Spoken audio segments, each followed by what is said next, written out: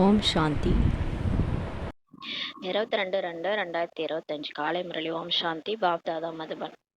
பாபா சொல்றாங்க, இனிமையான குழந்தைகளே, உங்களுக்கு தந்தை என்ன கூறுகின்றாரோ அதை மட்டும் கேளுங்கள். அசுரத்தனமான விஷயங்களை கேட்காதீர்கள், பேசாதீர்கள், கெட்டதை கேட்காதீர்கள், கெட்டதை பார்க்காதீர்கள் சொல்றாரு. இப்ப பாபா என்ன முரளி சொல்றாரோ அதை மட்டும் கேளுங்க. மற்ற விஷயங்கள், மற்றவங்க சொல்றது அசுரத்தனமான விஷயங்கள், இதெல்லாம் கேட்காதீங்க, பேசாதீங்கன்றாரு.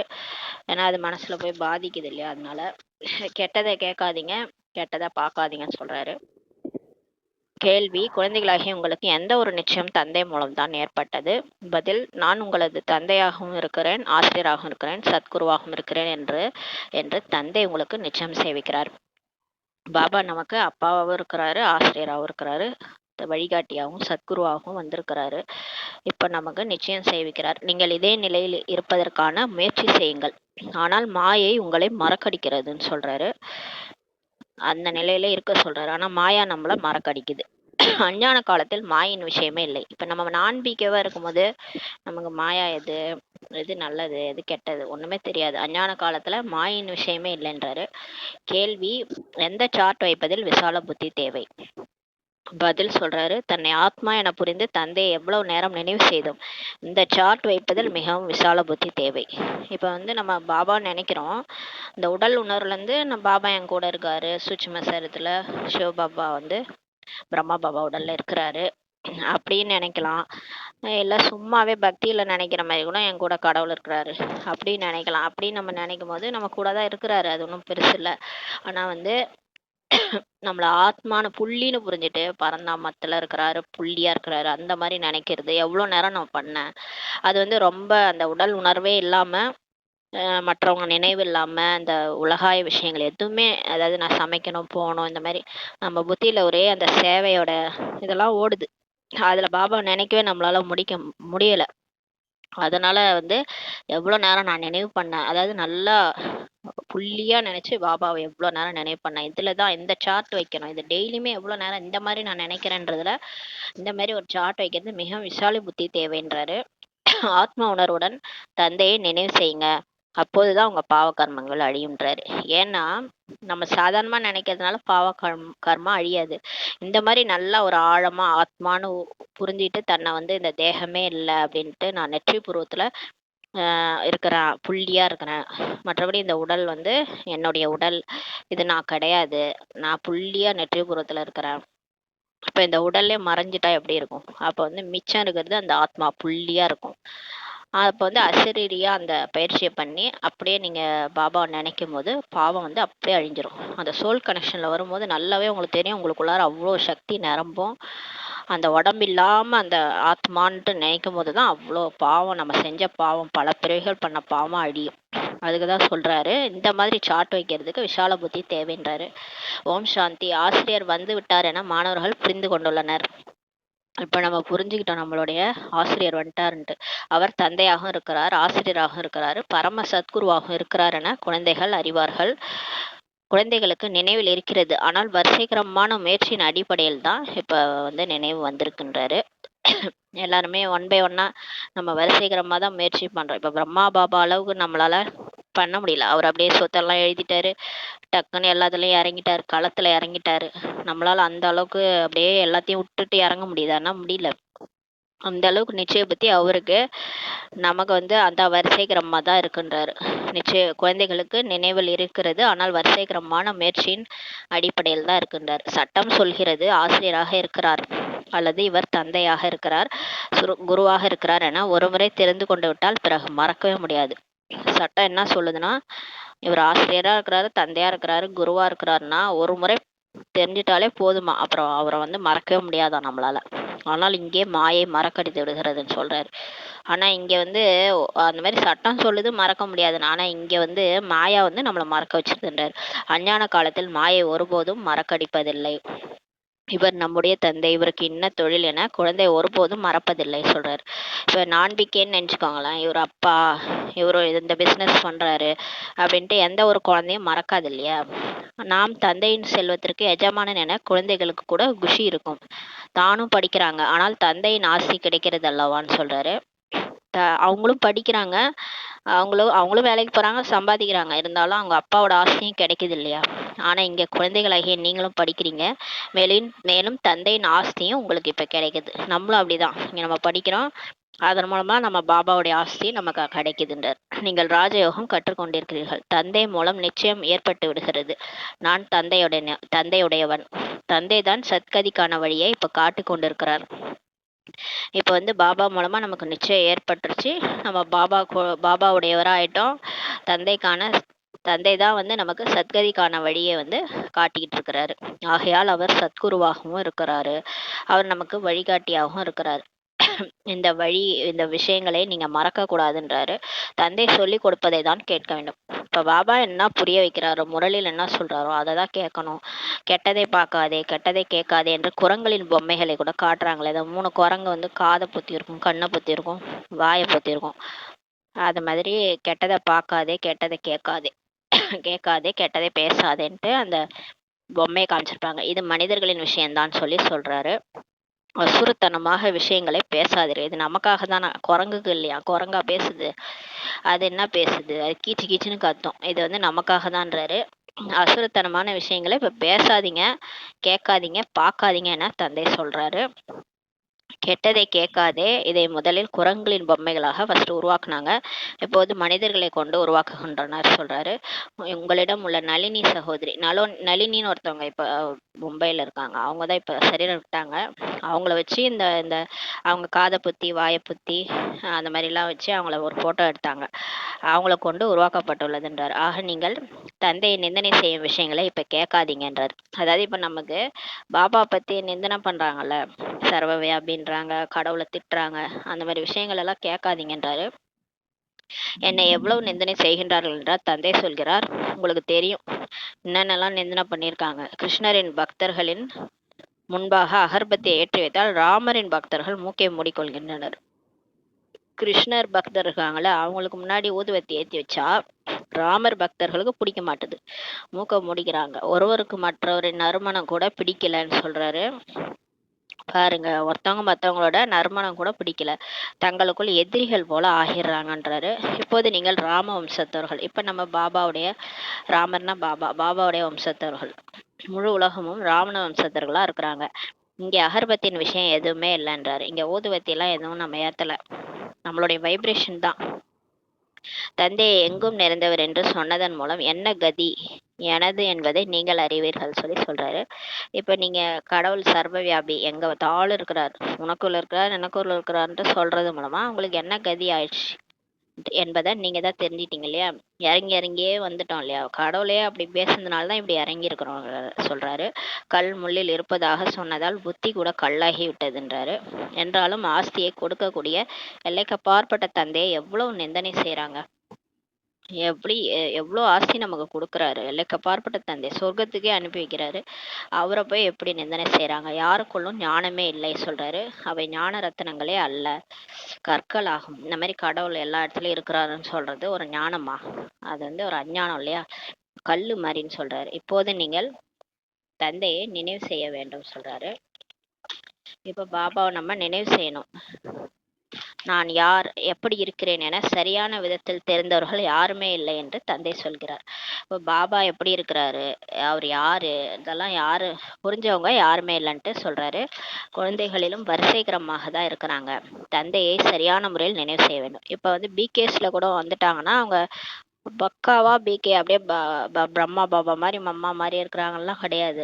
அவங்களும் வரிசைகரமா தான் எல்லாருமே இருக்கிறோன்றாரு. தந்தையை சரியான முறையில் நினைவு செய்யணும். கரெக்டா புள்ளியா நினைச்சு அப்படியே நான் உடலே இல்லை அப்படின்ட்டு உடலே மறைஞ்சு போன மாதிரி ஆத்மா நான் மட்டும் புள்ளியா ஜொலிச்சிட்டு இருக்கிறேன் அப்படி நினைவு பண்ணும்போது தான் அப்படியே கரண்ட் கனெக்ஷன் டக்குன்னு நல்லா கிடைக்கும். பாபாட்ட இருந்து நமக்கு சக்தி இறங்கும். அப்படிதான் நினைவு செய்யணும், சரியான முறையில் நினைவு செய்யணுன்றாரு. அந்த உடல் உணர்வுல இருந்துகிட்டு நான் உடல் நினைச்சிட்டு பண்ணீங்கன்னா அந்த காப்பர் ஒயர் அந்த ரிமூவ் பண்ணாம, ரப்பர் ஒயர் ரிமூவ் பண்ணாம கரண்ட் கனெக்ஷன் கொடுக்குற மாதிரி அர்த்தம். அப்ப என்ன ஆயிடுதுன்னா கரண்டே பாஸ் ஆகாது. அந்த ரப்பர் ஒயரை பிச்சுட்டு அது உள்ள இருக்கிற ஒயரை கொடுத்தாதான் அந்த கரண்ட் பாஸ் ஆகும். அதனால அந்த உடல் உணர்வை விட்டுட்டு நான் ஆத்மான்னு புரிஞ்சு நினைங்க, அததான் சொல்லுவார் அடிக்கடி. அவரும் கூட இவ்வளவு சிறிய ஒளி புள்ளியாக தான் இருக்கிறார் இல்லையா? அவருக்குள் இந்த நடிப்பு அனைத்தும் அடங்கி உள்ளதுன்னு சொல்றாரு. இப்ப பாபா கூட ஒரு சின்ன ஒளிப்புள்ளியா தான் இருக்கிறாரு, புள்ளியா இருக்கிறாரு. அவருக்குள்ள கூட அவர் வந்து இப்ப பாடம் எடுக்கணும், பிரம்மா உடம்புல வரணும், இதெல்லாம் இந்த நடிப்புல அவருக்குள்ளார அடங்கி இருக்கிறதுன்றாரு. தந்தையை சரியான முறையில் தெரிந்து கொண்டு இப்ப நினைவு செய்யணும். தன்னை ஆத்மா என புரிந்து கொள்ள வேண்டும். இப்ப பாபா கரெக்டா புள்ளியா இருக்கிறாருன்னு புரிஞ்சுட்டு நினைவு செய்யணும். உங்களை நீங்களே ஃபர்ஸ்ட் புள்ளியா ஆத்மானா நெற்றி புருவத்துல அந்த பிரெயினுக்கு நடுவுல இருக்கிறேன், பிரகிருதி சிம்மாசனத்துல உட்கார்ந்துருக்கிறேன், அந்த மாதிரி நினைவு செய்யணும். நாம் குழந்தைகளாக இருக்கலாம், ஆனால் தந்தையின் ஆத்மா பெரியது, நமது சிறியது அப்படிலாம் கிடையாது. ஆத்மா ஒரே சின்ன சைஸ் தான், அதான் புள்ளியா இருக்கு, ஸ்டாரா தான் இருக்கு. அவரும் அப்படிதான் இருக்காரு, நம்மளும் அப்படிதான் இருக்கிறோம். தந்தை ஞானம் மிக்கவராக இருக்கலாம், ஆனால் ஆத்மா பெரிதாக ஆக முடியாதுன்னு சொல்லி சொல்றாரு. கடவுள் வந்து அவருக்கு நிறைய ஞானம் இருக்கு. அதாவது கடலை நம்ம 7 கடலை உருக்கி அணுவுல ஊத்துனாங்க அப்படின்ற மாதிரி சொல்லியிருக்காங்களாம் சாஸ்திரத்துல. 7 கடல்ல, அதாவது இவரு எல்லாத்துலயும் கடலா இருக்கிறாரு.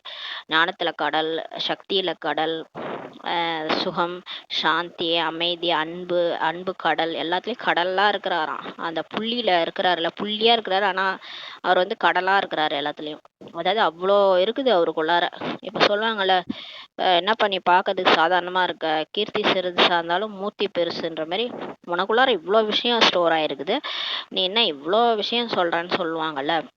சாதாரணமா நிறைய அறிவா பேசுறாங்க, நிறைய விஷயம் சொல்றாங்கன்னா நீ என்ன இவ்வளோ அறிவா இருக்கிற அப்படின்னு சொல்லுவாங்களா, அந்த மாதிரி பாபாக்குள்ளார நிறைய இருக்கு. நம்மள மாதிரி தான் அவரும் ஆத்மா புள்ளியா இருக்கிறாரு. ஆனா அவர்கிட்ட பாருங்க, தினமும் இந்த 4 பேஜ் முறையிலேயே நமக்கு ஞாபகம் வச்சுக்க முடியல.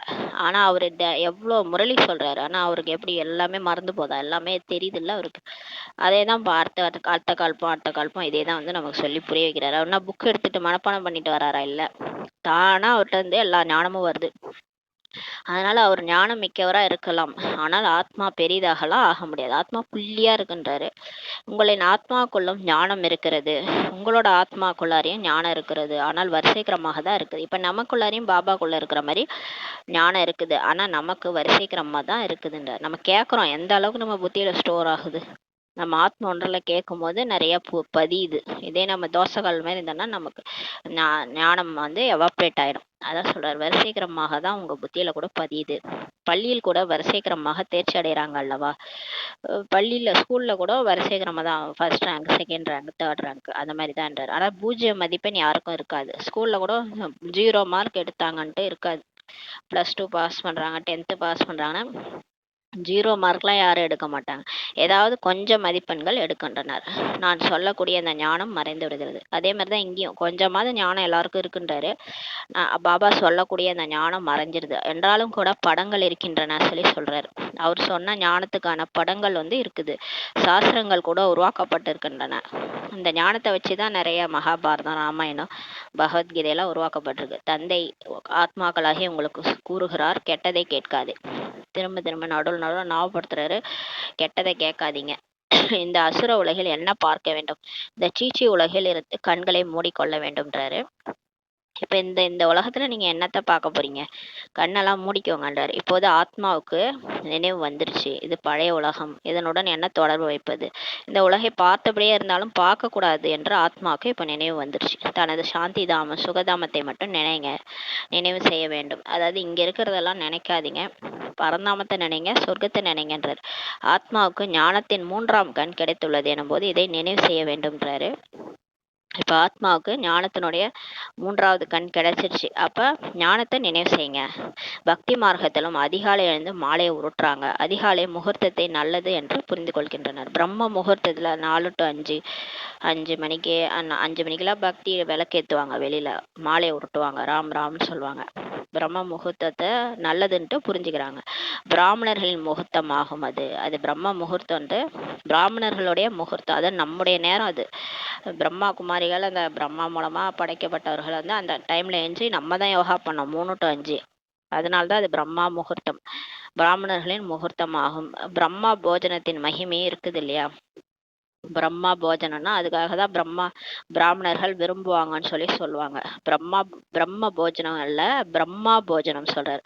அதாவது பிரம்மா கிடையாது, பிரம்மா. ஏன்னா பிரம்மா மூலமா நம்ம பிரம்மா குமாரிகள் சமைக்கிற சாப்பாடு, அதனால அது பிரம்மா போஜனம் சொல்றாரு.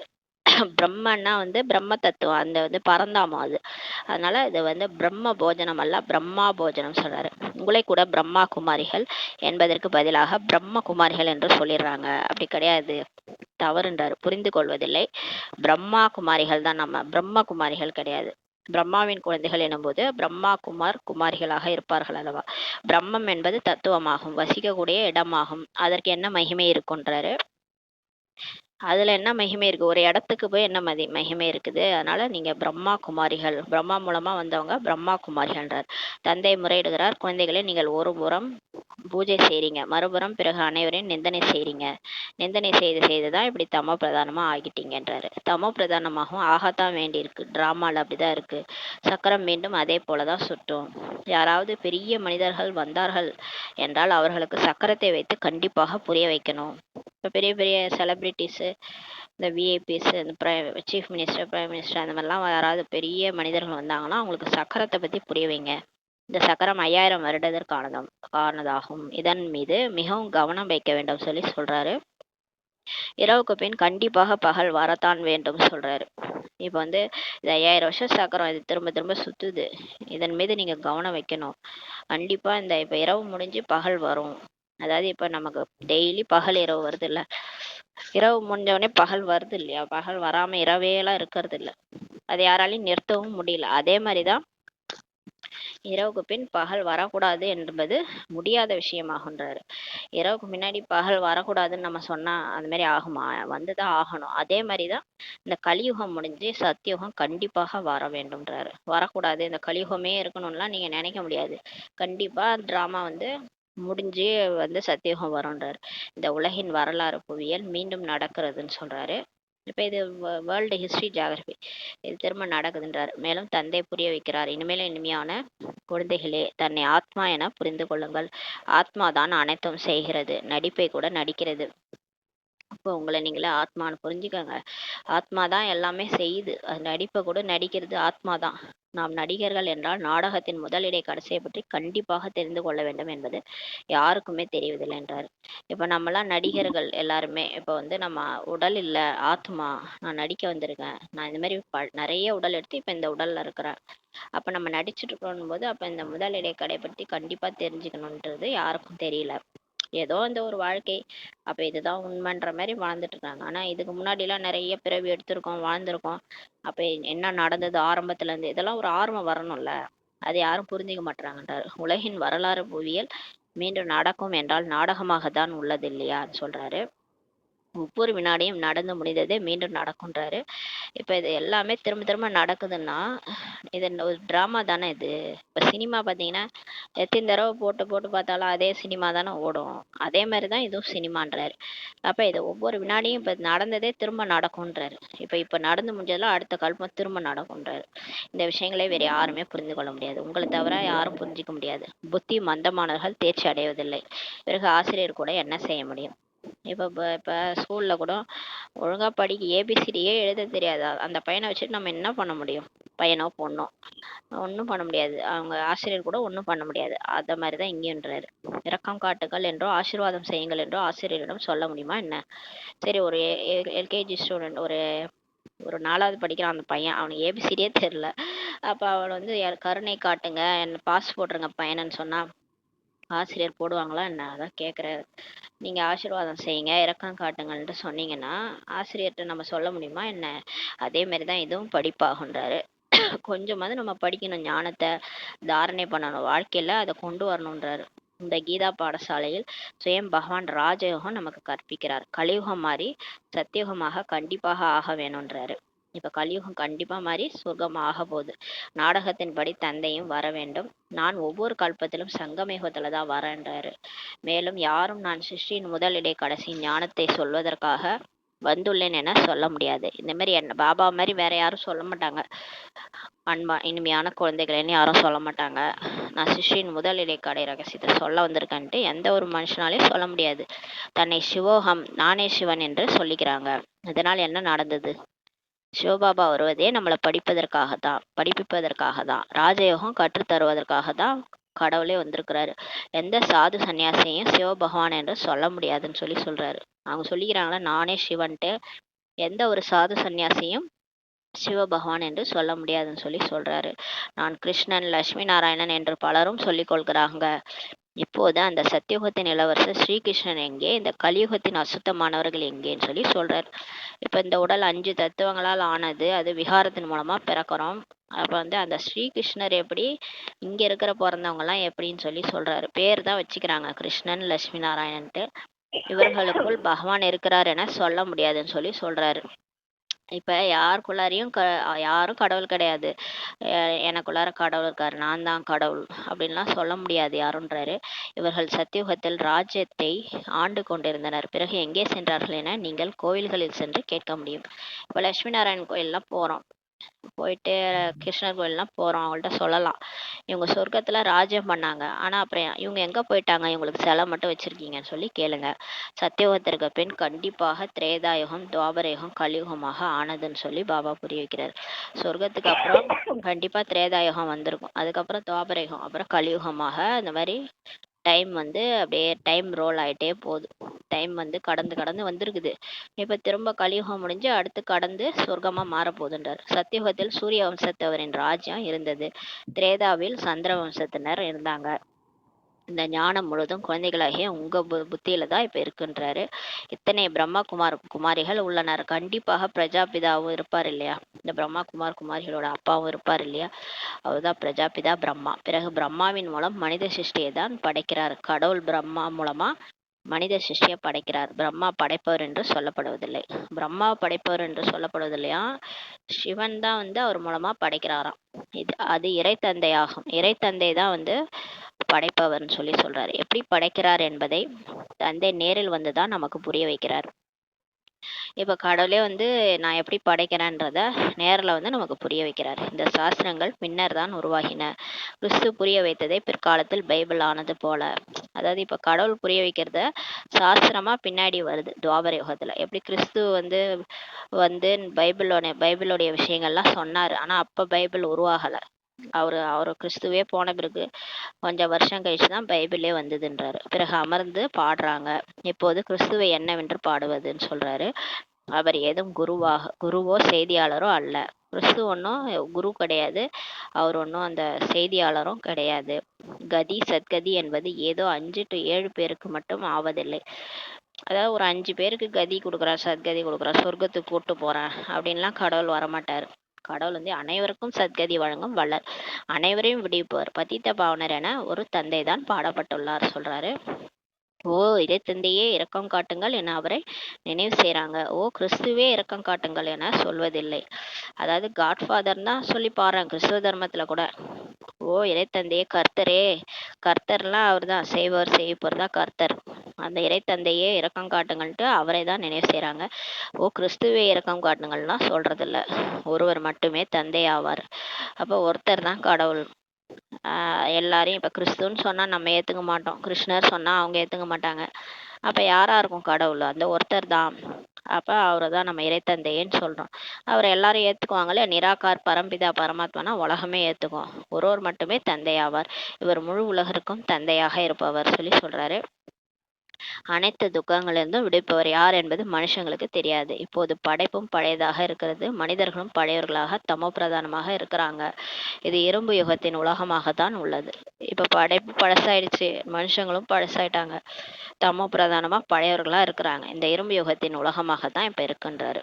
தங்க யுகம் இருந்ததல்லவா, ஒரு காலத்துல சொர்க்கம் இருந்துச்சு, பிறகு மீண்டும் கண்டிப்பாக இருக்க போகிறதுன்றாரு. இந்த உலகம் விநாசமாகிவிடும். இப்போ இரும்பு யுகம் உலகமா இருக்குது, அப்புறமா தங்க யுகம் ஒரு காலத்துல இருந்ததுல, அது திரும்ப வரப்போகுதுன்றாரு. இந்த உலகம் விநாசமாயிடும், உலக போர் நடக்கும், பலவிதமான இயற்கையின் பேராபத்துகளும் ஏற்படும்ன்றாரு. இதுதான் அந்த சமயமாகும். பாபா சொல்றாரு, இந்த உலகம் இப்ப அழிய போகுது, உலக போர் வரும், எல்லா இயற்கை பேராபத்துகளும் இப்ப வரும்ன்றாரு. அதுதான் இந்த சமயம்ன்ட்டு சொல்லிட்டாரு. மனித சிருஷ்டி எவ்வளவு வளர்ந்து விட்டுள்ளது, பகவான் வந்து விட்டார் என நீங்க சொல்லி கொண்டு இருக்கிறீங்க. நம்ம சொல்றோம் கடவுள் வந்துட்டாருன்ட்டு. பிரம்மாவின் மூலம் ஒரு ஆதி சனாதன தேவதா தர்மம் ஸ்தாபனை ஆகி கொண்டிருக்கிறது என நீங்கள் அனைவருக்கும் சவால் விடுறீங்க. நாடகத்தின்படி அனைவரும் கேட்குறாங்க, தெய்வீக குணங்களையும் தாரணை செய்கிறாங்க. இப்போ இந்த பாபா கிட்ட ஞானம் கேட்குறாங்க, தெய்வீக குணங்களையும் தாரணை செய்கிறாங்க. நமக்குள் எந்த குணமும் இல்லை என நீங்கள் அறிவீர்கள். நம்ம பிகே ஆகிறதுக்கு முன்னாடி நமக்குள்ளார எந்த குணமும் இல்லைன்ட்டு நமக்கு தெரியும். முதல் நம்பர் அவகுணமே காம விகாரமாகும். அது எவ்வளவு கஷ்டப்படுத்துகிறது. மாயின் குத்து சண்டை கூட நடக்கிறது. விரும்பாவிட்டாலும் மாயின் புயல் காற்று புயல் காற்று விழ வைக்கிறது. விரும்பாவிட்டாலும் மாயின் புயல் காற்று விழ வைக்கிறதாம் பிகேஸ் தான் சொல்றாரு. மாயிடம் குத்து சண்டை நடக்கிறதுன்றார். இரும்பு யுகம் இல்லையா இப்போ? ஏன்னா இப்போ அயன் ஏஜா இருக்கு. நம்ம சங்கம யுகத்துல இருக்கிறோம். இருந்தாலும் சுற்றி நம்ம வாழற இடம் அயன் ஏஜா இருக்குது, இரும்பு யுகமா இருக்குது இல்லையா? முகத்தை கருப்பாக்கி கொள்கின்றனர். கருநீல முகம் என சொல்ல முடியாது. கிருஷ்ணரை குறித்து சொல்லும்போது பாம்பு தீண்டியதால் கருநீல நிறமாகிவிட்டார் என காட்டுறாங்க. கிருஷ்ணருக்கு ஏன் அவர் கருநீல வண்ணா அப்படின்லாம் பாடுவாங்க. ஏன் அப்படி ஆயிட்டார்னா, அவர் பாம்பு தீண்டிச்சான், அதனால அவர் கருநீல நிறமாக ஆயிட்டாராம். கௌரவத்தை ஆனா நம்மள இப்ப நீங்க காம விகாரத்தினால முகத்தை கருப்பாக்கிக்கிட்டீங்கன்னா உங்களை கருநீல முகம்லாம் சொல்ல முடியாதுன்னு சொல்றாரு. கருப்பாக்கிட்டீங்கன்னா கருப்பு முகம் தான் சொல்ல முடியுன்றாரு. அதனால கிருஷ்ணர் அந்த மாதிரி சொல்லுவாங்க, அவரை பாம்பு தீண்டுச்சு. பாம்புன்றது அதாவது சர்ப்பம்னா அந்த விகாரம் தான். கௌரவத்தை காப்பாற்றிக் கொள்வதற்காக கருநீல நிறம்ட்டு சொல்லிட்டாங்க. அது எப்படி நம்ம கிருஷ்ணரை போய் கருப்பாயிட்டாருன்னு சொன்னா அவர் கௌரவமே போயிடும்ல. அதனால கருநீல நிறம்ட்டு அவருக்கு சொல்லிட்டாங்களாம். கருநீல வண்ண கண்ணானா அவரே தான் 84 பிறவி எடுத்து அப்படி விகாரத்துல போய் கருப்பாயிட்டாருன்றத எப்படி சொல்றது, அதுக்காக இப்படி சொல்லிட்டாங்கன்னு சொல்றாரு. கருப்பு முகம் என சொன்னால் கௌரவம் கெட்டு போயிடும் இல்லையா, அதனால அப்படி சொல்லிட்டாங்க. ஆக தூர தேசம் நிராகார தேசத்துல இருந்து பிரயாணி வருகிறார். இப்ப வராரு ஒரு தூராந்தேசி பரதேசி, வெளியில இருந்து வராரு, மேல இருந்து வராரு, பரந்தாமத்துல இருந்து நிராகார தேசத்துல இருந்து பிரயாணி வராரு, அழகாக்க வராரு எல்லாரையும். ஒருத்தர் வந்தாராம், அழகா இருந்தாராம். அவர் அந்த ஊர்ல எல்லாரையும் அழகாக்கிட்டு போயிட்டாராம் அப்படின்னு ஒரு கதை இருக்கான். அந்த மாதிரி விருந்தாளி வந்தாரு, எல்லாரையும் அழகாக்கிட்டு போயிட்டாரு. அத மாதிரி இங்க நமக்கு வராரு அழகன், மேல இருந்து வராரு. இரும்பு யுகத்தில் கருப்பு சரீரத்தில் இவரையும் வெள்ளையாக ஆக்குகிறார். அது எங்க வராரு? சங்கம யுகத்துல, இந்த அயன் ஏஜ்ல தான் வராரு. எறும்பு யுகத்துல தான் வராரு. கருப்பு சரீரத்துல தான் வராரு. பிரம்மா பாபா உடல்ல, தூய்மையற்ற உடல்ன்றத கருப்பு சரீரத்துல இவரையும் வெள்ளையாக ஆக்குகிறார். நீங்கள் மீண்டும் சதோப்பிரதானமாக இப்ப ஆகணும். இப்ப நீங்க திரும்ப தூய்மையா கண்டிப்பா எல்லாரும் ஆகணுன்றார். என்னை நினைவு செய்தீர்கள் என்றால் பாவ கர்மங்கள் கூட அழிந்துவிடும். பாபாவை நினைச்சாதான் நம்ம பாவம் அழியும். மேலும் நீங்கள் விஷ்ணுபுரவின் எஜமானனாக ஆகிவிடுவீர்கள். இந்த ஞான விஷயங்கள் புரிந்து கொள்ள வேண்டியவை ஆகும். பாபா ஞானம் யோகத்தில் சிறந்தவர், தேஜோமயமான ஒளிப்புள்ளியாக உள்ளார். சிவபாபா ஞான யோகத்துல சிறந்தவர், தேஜோமயமா ஒளிப்புள்ளியா இருக்கிறாரு. அவருக்குள் ஞானமும் இருக்கிறது. பேருருவத்திற்கு அப்பாற்பட்டவர் அல்ல. அவருக்கு பெயரே இல்லை, உருவமே இல்லை. அல்லாஹ்க்கு உருவமே இல்லை, பெயர் ரூபத்துக்குலாம் அப்பாற்பட்டவர்னு சன்னியாசிகள் அந்த காலத்துல சொல்லிட்டாங்க. அப்படியெல்லாம் கிடையாது. அவருக்கு பேர் இருக்கு, சிவன். உருவம் இருக்கு, புள்ளியா இருக்கிறாரு. அவருக்குள்ளார ஞானமும் இருக்குது. அவருடைய ரூபம் என்ன என்பது உலகத்திற்கே தெரியாதுன்னு சொல்றாரு. தந்தை உங்களுக்கு இப்ப புரிய வைக்கிறார். என்னையும் ஆத்மா என சொல்றாங்க. பரமாத்மாவாக மட்டும் இருக்கிறேன். பரமாத்மா என்பது பரமாத்மா என ஆகிவிட்டது. பரம ஆத்மா என்பது பரமாத்மா ஆகிவிட்டதுன்றாரு. தந்தையாகவும் ஆசிரியராகவும் கூட இருக்கிறார். பாபா நமக்கு தந்தையாகவும் இருக்கிறார், ஆசிரியராகவும் இருக்கிறார். ஒரு நிமிஷம். தந்தையாகவும் ஆசிரியராகவும் கூட இருக்கிறார். ஞானம் நிறைந்தவர் என்றும் சொல்றாங்க. ஞானம் நிறைந்தவர் என்றால் அனைவரின் மனதையும் அறிந்தவர் என்று அவர்கள் புரிஞ்சுக்கிறாங்க. அந்தர்யாமி, மனசுக்குள்ள இருக்கிறதெல்லாம் தெரியும் அவருக்கு அப்படின்னு நினைச்சுக்கிறாங்க. அப்படி கிடையாது. அவர் ஞானம் நிறைந்தவர்னா அவருக்கு முதல் இடைக்கடை ஞானம் தெரியும். அதாவது உலகத்துல என்ன நடந்தது, இப்ப என்ன நடக்க போகுது, அடுத்து என்ன நடக்க போகுது, இதுதான் தெரியும். நம்ம மனசுல இருக்கிறதெல்லாம் அவருக்கு தெரியாது. பரமாத்மா எங்கும் நிறைந்தவர் என்றால் பிறகு அனைவருமே ஞானம் நிறைந்தவர்கள் என்றாகிட்டது இல்லையா? இப்ப கடவுள் எங்க பார்த்தாலும் இருக்கிறாருன்னா அப்ப நமக்குள்ளாரே இருக்கிறாருன்னா அப்ப நமக்கும் ஞானம் இருக்குது. நம்மளும் எல்லாரும் ஞானம் நிறைந்தவர்கள் என்றாகிடுச்சு இல்லையா? அவரும் ஞானம் நிறைந்தவர். அப்ப அவர் எல்லா இடத்துலயும் இருக்கிறாருன்னா அப்ப எல்லாருமே ஞானம் நிறைந்தவர் ஆயிடுச்சு இல்லையா? அதான் சொல்றாரு. பிறகு அந்த ஒருவரை ஏன் சொல்ல வேண்டும் சொல்றாரு. அப்புறம் அவரை எதுக்கு ஞானம் நிறைந்தவர் சொல்றீங்க? அப்ப எல்லாரையுமே ஞானம் நிறைந்தவர் சொல்ல வேண்டியது தானே? அப்படி எல்லாம் கிராஸ் கேள்வி கேட்கிறாரு நம்மள. மனிதர்களுக்கு எவ்வளவு கீழான புத்தி உள்ளதுன்னு சொல்றாரு. ஞானத்தின் விஷயங்களை முற்றிலுமே புரிஞ்சுக்கிறது இல்ல.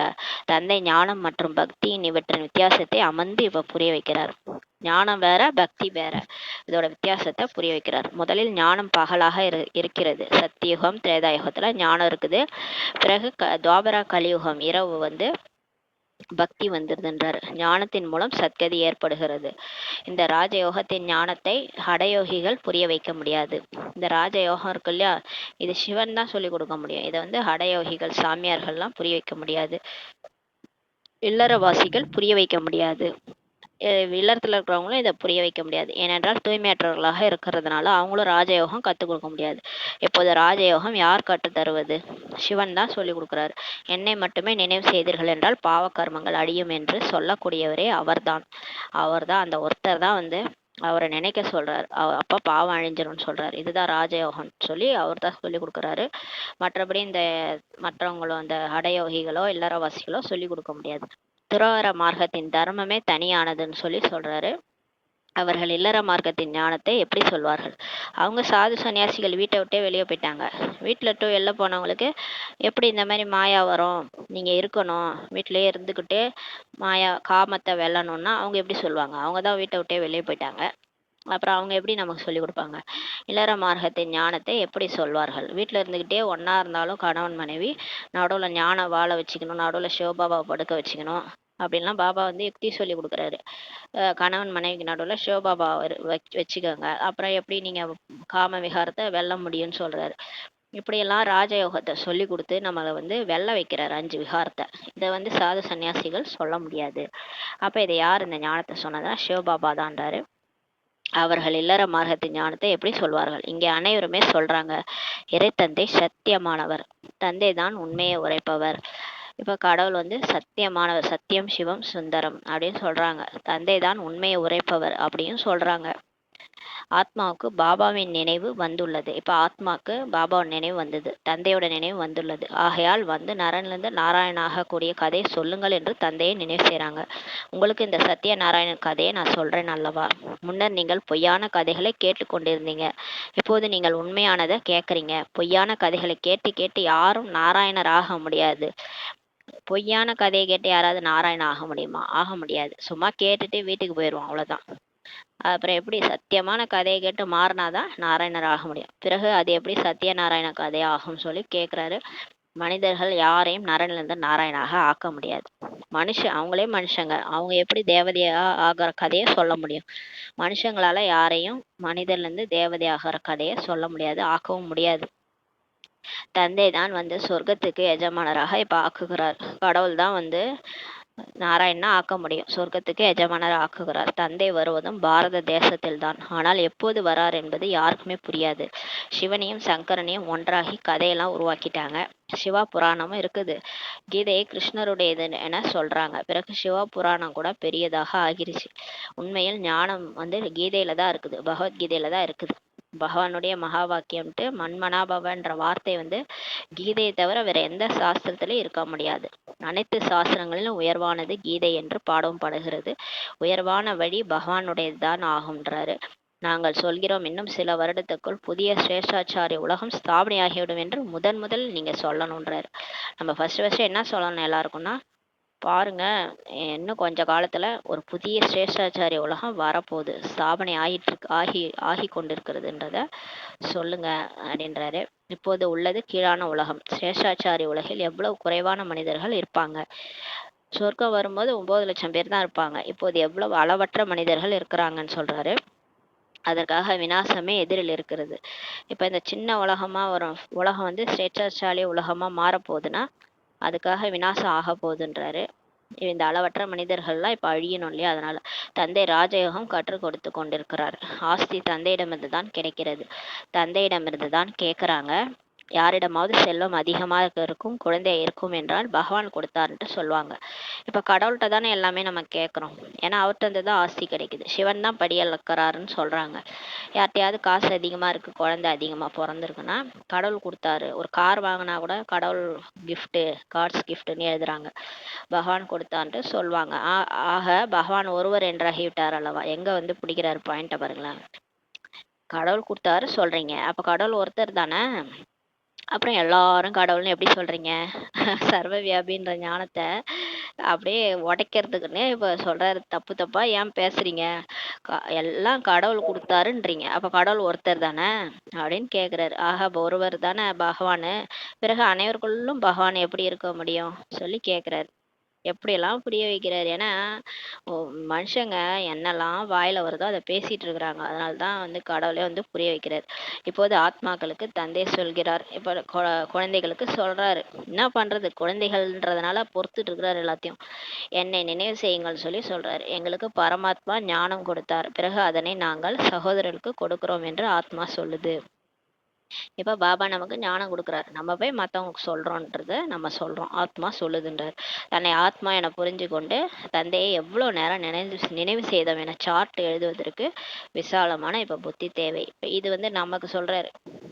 மற்றதெல்லாம் மற்றவங்களுக்கு சொன்னாரு ஞானம், இது வந்து இப்ப நமக்கு சொல்றாரு. உங்களை நீங்க இப்ப ஆத்மான்னு புரிஞ்சுக்கிட்டு பாபாவை எவ்வளோ நேரம் நினைச்சேன்றத சார்ட் எழுதணும்னா உங்களுக்கு விசாலமான புத்தி இருக்கணுன்றாரு. புத்தி வந்து அந்த அளவுக்கு பரந்த புத்தியா இருந்தாதான் நீங்க அதை செய்வீங்கன்றாரு. ஆத்ம அபிமானியாகி தந்தையை நினைவு செய்ய வேண்டியுள்ளது. இப்போ இந்த நேரம் அந்த மாதிரி நெருங்குது. ஆத்ம அபிமானி நிலையிலேருந்து பாபாவை நினைக்க வேண்டியது இருக்குது. இப்ப பழையபடி வாழற நேரம் கிடையாதுன்னு சொல்றாரு. அப்போதுதான் பாவ கர்மங்களே இப்ப அழியும். இப்ப நீங்க அவர் அந்த மாதிரி நினைச்சாதான் பாவம், உங்களுடைய பாவம் தலை மேல இருக்கிற சுமை அழியும். உங்க நல்லதுக்கு தான் சொல்றேன்ற மாதிரி சொல்றாரு. ஞானம் மிகவும் சகஜமானது தான். மற்றபடி இந்த முரளி கேட்கறது படிக்கிறது மற்றவங்க சொல்றது இதெல்லாம் ரொம்ப ஈஸி. குழந்தைங்க கூட சொல்லுன்னு சொல்லியிருக்கிறார் இல்லையா. மற்றபடி ஆத்மா என புரிஞ்சுக்கிட்டு பாபாவை நினைவு செய்து தன்னை முன்னேற்றி கொள்ள வேண்டும். இப்போ ஆத்மான்னு புரிஞ்சுட்டு பாபாவை நினைச்சு உங்களை நீங்களே முன்னேற்றிக்கங்க. இந்த சார்ட்டை அபூர்வமாக சிலர் தான் வைக்கிறாங்க. கொஞ்சம் பேர் தான் கரெக்டா பாபா நான் உன்னை இவ்வளோ நேரம் தான் நினைச்சேன், புள்ளியா அப்படியே நான் என்ன உடல்ன்றதே மறந்து உன்னை நான் வந்து உட்காந்து நினைச்சேன். நல்ல ஒரு யோகா வந்து ஜானகிதாதே சொல்லுவாங்க. அவங்க வந்து உலகம் ஃபுல்லா சென்று சேவை செஞ்சாங்க. சேவை செய்யும் போதெல்லாம் பாபாவை ரொம்ப நினைக்க முடியாது, அப்பப்ப புத்தி நழுவிடும். அவங்க ரொம்ப காலம் லண்டன்ல அங்கங்க போய் சேவை பண்ணிட்டு கடைசியா என்னுடைய சுய முன்னேற்றத்துக்காக நான் கொஞ்சம் ஒரு 6 மாசம் நான் வந்து ஒழுங்கா நினைக்கணும்ட்டு அவங்க தனியா அப்புறமா உட்காந்து உட்காந்து கொஞ்சம் நல்லா அந்த யோகா நல்லா பண்ண ஆரம்பிச்சாங்க. கடைசியில கொஞ்சம் பாவம் அழியணுன்றதுக்காக அவங்களுக்கு. ஆனா நல்ல சேவாதாரி இருந்தாலும் நல்ல யோகா அக்னியில நான் வந்து பாபாவை நினைக்கணும்னு கொஞ்ச நாள் அவங்க ஒதுக்கிக்கிட்டாங்க. அது மாதிரி நம்ம வெளிநோக்கு முகமா போயிட்டு சேவை செய்யறது, அப்புறம் மற்ற எல்லாம் புத்தியில மற்ற விஷயங்கள்லாம் ஓடும்போது நம்மளால ஆத்மான்னு புரிஞ்சு பாபாவை நினைக்கிறது கஷ்டம். அதனால அதுக்குன்னு கொஞ்சம் நேரம் ஒதுக்கணும். ஒரு இல்லைன்னா அட்லீஸ்ட் 1 மணி நேரத்துக்கு ஒரு தடவையாவது ஒரு 5 நிமிஷம் 10 நிமிஷம் அந்த மாதிரியாவது உட்காந்து நான் ஆத்மா இந்த உடம்பு இல்லை அப்படின்ட்டு புள்ளியா நினைவு பண்ணி பாபாவை புள்ளியா நினைக்கிறோம். அந்த மாதிரி கொஞ்ச நேரம் ஒதுக்கி ஒதுக்கி செய்யும் போது சார்ட் வைக்கும் போது தெரியும் நமக்குள்ளார நல்ல முன்னேற்றம் வரும், வாழ்க்கையிலயும் முன்னேற்றம் வரும். அதான் சொல்றாரு. அந்த மாதிரி சிலர் தான் வைக்கிறாங்கன்றாரு. ஆத்மா அபிமானியாகி தந்தையின் நினைவில் இருப்பதன் மூலம் ஒருபோதும் யாருக்கும் துக்கம் கொடுக்க மாட்டீர்கள். நீங்க அந்த மாதிரி நினைவு பண்ணீங்கன்னா கண்டிப்பா யாருக்குமே உங்க மூலமா துக்கம் போகாதுன்றாரு. எண்ணத்த அளவுல கூட நீங்க துக்கம் கொடுக்க மாட்டீங்க. மனசுல கூட நினைக்கிறோம்ல, இவங்க இப்படிலாம் இருக்காங்க, இவங்க சரியில்லை, அது கூட துக்கம் கொடுக்குற மாதிரி தான். அது மாதிரி கூட கொடுக்காதீங்கன்றாரு. தந்தை வருவதே சுகத்தை கொடுப்பதற்காகத்தான் எனும்போது குழந்தைகளும் அனைவருக்கும் சுகம்தான் கொடுக்கணுன்றாரு. கடவுள் எதுக்கு வந்திருக்கிறாரு, எல்லாருக்கும் சுகம் கொடுக்க தான் வந்திருக்காரு. அப்ப நம்மளும் அப்படிதான் சுகம் கொடுக்கணும். ஒருபோதும் யாருக்கும் துக்கம் கொடுக்க கூடாது. தந்தையின் நினைவின் மூலம் அனைத்து பூதங்களும் ஓடிடும். பாபா நினைக்க நினைக்க இந்த காம கோபம் பற்று ஆசை அகங்காரம் நம்மளை விட்டு பிடிச்ச பேய் ஓடிடும்ன்றாரு. பூதங்கள் ஓடிடும். மிகவும் குப்தமான முயற்சி ஆகும். இதெல்லாம் ரொம்ப குப்தமா பண்ணணும், வெளியே யாருக்கும் தெரியாது. நம்ம போராட்டம் நமக்கு தான் தெரியும். நம்ம தான் இந்த காமத்தை கோபத்தை இதெல்லாம் வெல்லணும், பாபா நினைச்சு நினைச்சு வெல்லணும்ட்டு குப்தமா இப்ப முயற்சி பண்ணிட்டு இருக்கோன்றாரு. நல்லது. இனிமேலும் இனிமையான காணாமல் போய் கண்டெடுக்கப்பட்ட செல்ல குழந்தைகளுக்கு தாயும் தந்தையுமான பாப்தாதாவின் அன்பு நினைவுகளும் காலை வணக்கமும். ஆன்மீக குழந்தைகளுக்கு ஆன்மீக தாய் தந்தை நமஸ்காரம். நம்ம ஆன்மீக குழந்தைகள் ஆன்மீக தாய் தந்தைக்கு நமஸ்காரம். தாரணைக்கான முக்கிய சாரம். ஃபர்ஸ்ட் பாயிண்ட், இந்த அசுரத்தனமான கீழான உலகத்திலிருந்து தனது கண்களை மூடிக்கொள்ள வேண்டும். இது பழைய உலகமாகும். இதில் எந்த தொடர்பும் வைக்கக்கூடாது. இதனை பார்த்து கொண்டே பாராமல் இருக்க வேண்டும். செகண்ட் பாயிண்ட், இந்த எல்லைக்கப்பாற்பட்ட நாடகத்தில் நாம் நடிகர்கள். இது ஒவ்வொரு வினாடியும் மீண்டும் மீண்டும் நடந்து கொண்டிருக்கிறது. எது நடந்து முடிந்ததோ அது மீண்டும் நடக்கும். இதனை நினைவில் வைத்து அனைத்து விஷயங்களிலும் தேர்ச்சி அடைய வேண்டும். விசால புத்தியுள்ளவராக ஆக வேண்டும். வரதானம், ரியாலிட்டியின் உண்மை மூலம் ராயல்ட்டியினுடைய பிரத்யட்ச ரூபத்தை காண்பிக்கக்கூடிய சாட்சாத்கார மூர்த்தியாகுக. இன்னைக்கு வரதானம் சாட்சாத்கார மூர்த்தியாகுக. உண்மை மூலமா ராயால்ட்டி மூலமா ராயல்ட்டியை பிரத்யட்சம் செய்யுங்க. உண்மை மூலமா, அதாவது அந்த உண்மைதான் ஜெயிக்கும். இந்த பொய்யா வேஷம் போடுறது, உள்ள ஒண்ணு வெளில ஒண்ணு இப்படிலாம் இருந்தா அது நம்மளால வந்து நாராயணன் ஆக முடியாது. அதனால என்னைக்கு உண்மையா இருக்கிறோமோ அன்னைக்கு ராயல்ட்டிய பிரத்யட்சம் செய்ய முடியும். அப்பதான் அந்த 108 பேர் வெளிய ஆவாங்க, வெளிய தெரிவாங்க. அந்த ரியாலிட்டி மூலமா உண்மை மூலம் தான் ராயல்ட்டி பிரத்யட்ச ரூபத்தை காண்பிக்கக்கூடிய சாட்சாத்கார மூர்த்தியாகுகின்றாரு.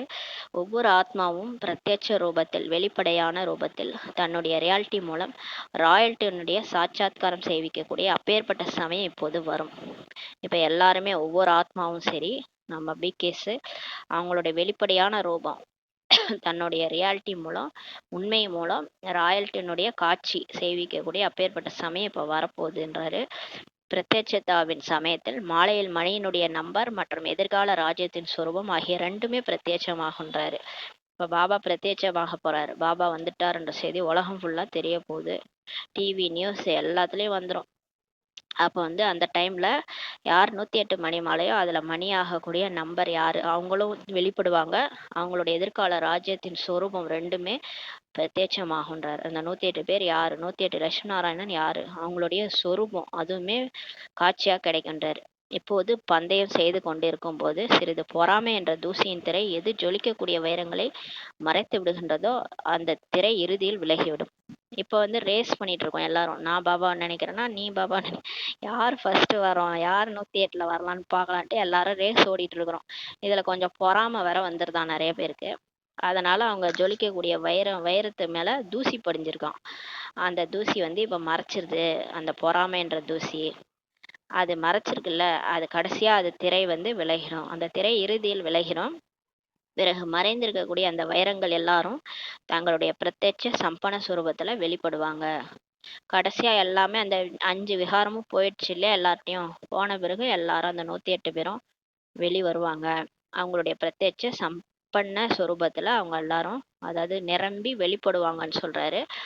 ராயல் குடும்பத்தினர் இப்போது இருந்தே தங்களுடைய ராயல்ட்டியை வெளிப்படுத்துவார்கள். ஆனா யாரெல்லாம் ராயல் குடும்பத்தினரோ அவங்க இப்போதுல இருந்தே அவங்களுடைய ராயல்ட்டியை வெளிப்படுத்துவாங்க. அவங்கள பார்த்தா டீசெண்டா இருப்பாங்க.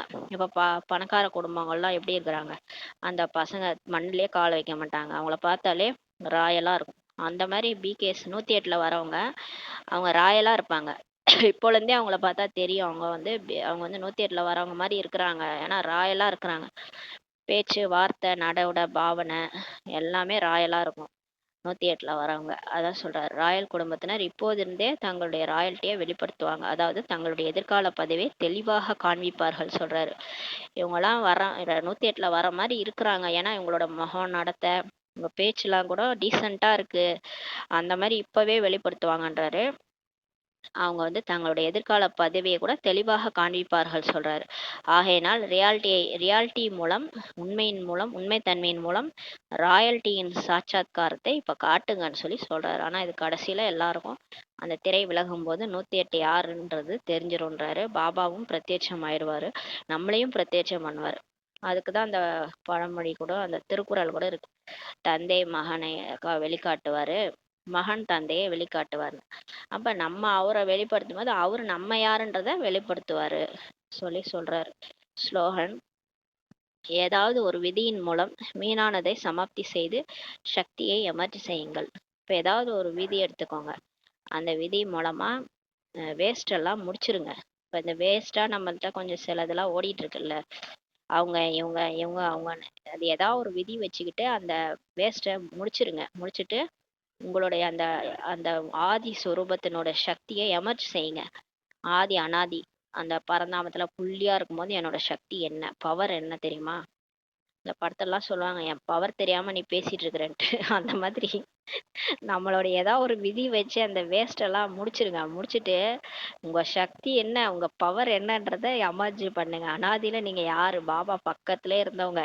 ஆதியில நீங்க யாரு, ராஜ்யத்துல இருந்தவங்க, சொர்க்கத்துல ராஜ்யத்துல இருந்தவங்க, தேவதை நீங்க. அதை எமர்ஜி பண்ணுங்கன்னு சொல்றாரு. அவ்யக்த சமிஞ்சை: ஏகாந்த பிரியராகுங்கள், ஒற்றுமை மற்றும் ஏகாகிரதாவை தனதாக்குங்கள். சுயத்திற்கு நன்மை செய்வதற்காக அல்லது சுயத்தை மாற்றம் செய்வதற்காக, பரிவர்த்தனை செய்வதற்காக விசேஷமாக ஏகாந்தவாசியாக இப்ப ஆகுங்க, உள்நோக்கம் உடையவராக ஆகுங்க.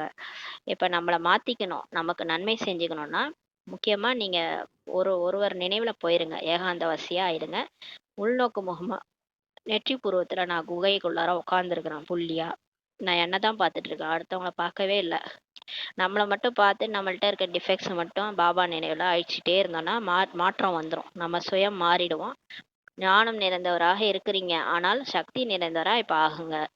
உங்களுக்கு ஞானம்லாம் இருக்குது. உங்களுக்கு தெரியாத ஞானமே கிடையாது. பிகேஎஸ்க்கு எல்லாருக்கும் ஞானம் தெரியும். பிகேஎஸ்க்கு ஞானம் சொல்ல வேண்டிய அவசியமே இல்லை, எல்லாருக்கும் தெரியும் இல்லையா? ஆனால் நீங்க இப்ப சக்தி நிறைந்தவரா ஆகுங்கன்றாரு. ஒவ்வொரு விஷயத்தினுடைய அனுபவத்தில் தன்னை சம்பன்னமா இப்ப ஆக்குங்க. அப்ப ஒரு ஒரு ஞானத்தை பாயிண்ட்டையும் அனுபவம் பண்ணுங்க. அனுபவம் பண்ணி அதுல தன்னை சம்பன்னமா ஆக்குங்க. யாருடைய குழந்தை ஆவேன், என்ன பிராப்தி கிடைத்துள்ளது? இந்த முதல் பாடத்தின் அனுபவ மூர்த்தி இப்ப ஆகுங்க. நம்ம யாருடைய குழந்தை? நான் பரமாத்மாவுடைய குழந்தை. ஆத்மா நான் யாருடைய குழந்தை? பரமாத்மாவுடைய குழந்தை. எனக்கு என்ன பிராப்தி கிடைச்சிருக்கு? எல்லா சக்தி, குணம், ஞானம் எல்லாமே என்னதுதான். ஒரு பணக்காரருடைய குழந்தை என்ன சொல்லும்? அப்பா அதெல்லாம் எண்ணித்தான். அந்த மாதிரி என்னது எல்லாமே இந்த அண்ட சராசங்களுக்கு அதிபதி பரமாத்மா. அவருடைய இது எல்லாமே எண்ணித்தான். இந்த உலகமே எண்ணித்தான். அந்த மாதிரி இருங்க நஷால. இந்த முதல் பாடத்தின் அனுபவி மூர்த்தி ஆகுங்கன்றாரு. ஒற்றுமை மற்றும் ஒருமுகத்தன்மையை தனதாக்கினீர்கள் என்றால் சகஜமாகவே மாயாவை வெற்றி அடைந்து, அதாவது வென்றவரா ஆகிவிடுவீர்கள் சொல்றாரு. நீங்க இப்ப ஒற்றுமையா எல்லாரும் இருக்கணும். ஒருமுகத்தன்மை, ஒரு பாபா தான் மனசு புத்திய ஒருமுகப்படுத்தி ஒருமுகத்தன்மையை தனதாக்கினீங்கன்னா சகஜமாகவே மாயாவை வெற்றி அடைஞ்சிருவீங்கன்னு சொல்றாரு. ஓம் சாந்தி. நன்றி பாபா.